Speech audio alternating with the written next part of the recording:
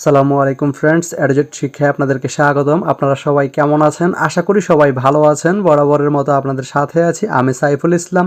চলে এসেছি নতুন একটি ভিডিও নিয়ে। সো আজকে আমরা জানবো আপনি ফেসবুক ভিডিও আপলোড করার সময় সেটাতে কিভাবে থাম্বনেল অ্যাড করবেন।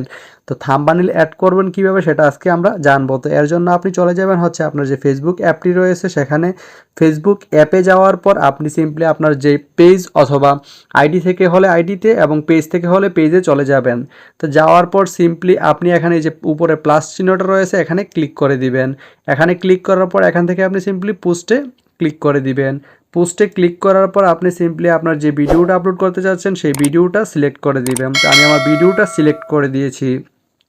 ভিডিওটা সিলেক্ট করার পর আপনি এখানে এই যে এডিট লেখাটা আছে এই এডিটের উপরে ক্লিক করে দিবেন।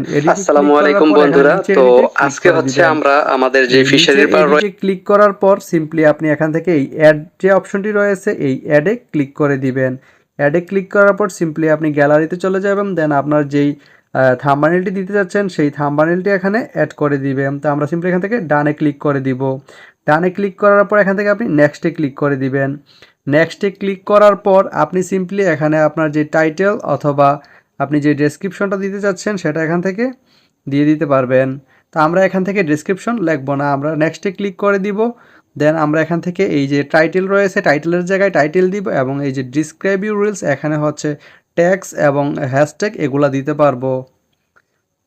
তো এভাবেই আপনি হচ্ছে আপনি এখানে টাইটেল এবং হ্যাশট্যাগ দেওয়ার পর আপনি এখান থেকে শেয়ার নাওয়ে ক্লিক করে আপনার পোস্টটি শেয়ার করে দিতে পারবেন থাম্বনেল সহকারে।